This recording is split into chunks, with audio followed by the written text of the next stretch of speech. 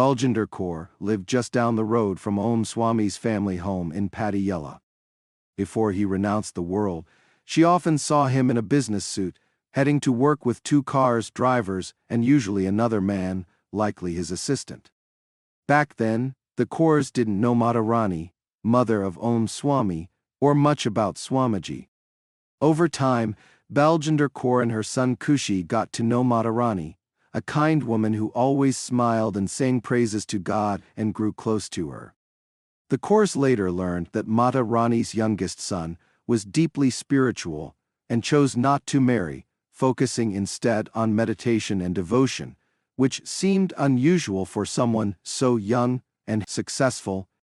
The following is a real-life experience of Baljinder Kaur in her own words.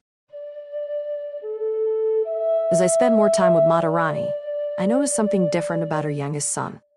His direct gaze and gentle demeanor set him apart from others his age.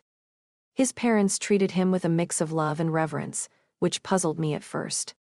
I also became more respectful in his presence, as one might act around a holy person.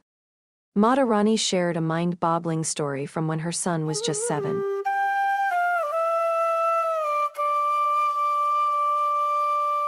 One morning, my 7-year-old son asked me to go to Kapurthala to bring back his asna, describing it as a checked blanket with a dark silk border. Confused, I traveled to my hometown and asked my mother, Biji, about it. To my surprise, Biji revealed that she indeed had an asna that was used by her mother-in-law.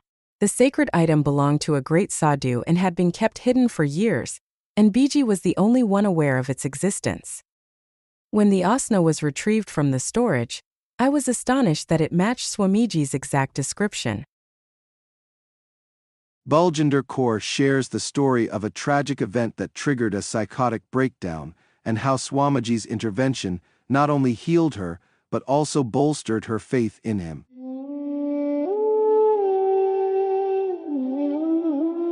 On June 1, 2014, my young nephew had a serious accident and suffered a severe head injury.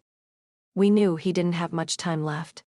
The night passed, but by morning, I became extremely emotional, crying non-stop and unable to be consoled. I was more distraught than his own mother. By evening, my behavior became strange. I acted like a child, laughing and clapping, and I didn't recognize my own children. I started having constant hallucinations. I was brought home, but my condition worsened. I would cry for hours without knowing why. My husband took me to neurologists, but they couldn't diagnose me. They thought it might be depression, schizophrenia, or psychosis. I began taking medication, but after a month, there was no improvement. I stopped caring for the house, my children, or my husband. It was as if I was trapped in fear and madness. Swamiji was traveling, and we couldn't see him. Things became serious when I almost put my hand in boiling oil. My daughter, who saw me just in time, stopped me and then asked Radharani to talk to Swamiji. At Radharani's request, Swamiji reassured her, saying he would see what could be done. 5 days later, Om Swami returned to India. One day, I felt an irresistible urge to visit Swamiji's house, as if I was being pulled. When I arrived, Swamiji was there, majestic-looking, seated beautifully on his asana. He asked everyone to leave for a moment. He placed his hand on my head, and as he did so, I felt like I was being lifted into the sky. I found myself in a divine garden, free from all heaviness and suffering. When Swamiji removed his hand, I knew I was healed. The madness was gone, and I was back to my normal self. Swamiji's face had turned crimson, and his eyes were red with intensity. He called Kushi and Nidhi back in and declared, Baljinder is absolutely fine now.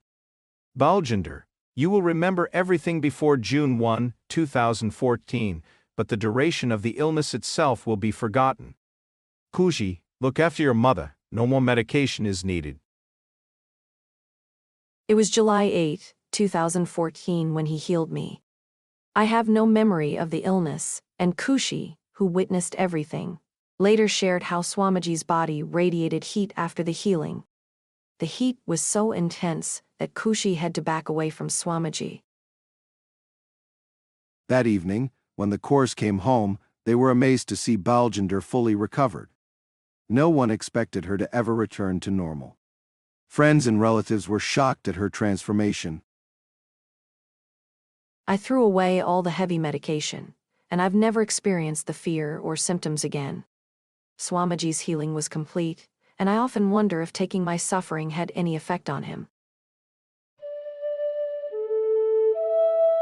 This is a chapter teaser from The Book of Faith.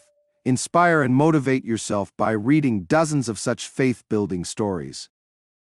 The book link is available in the description below.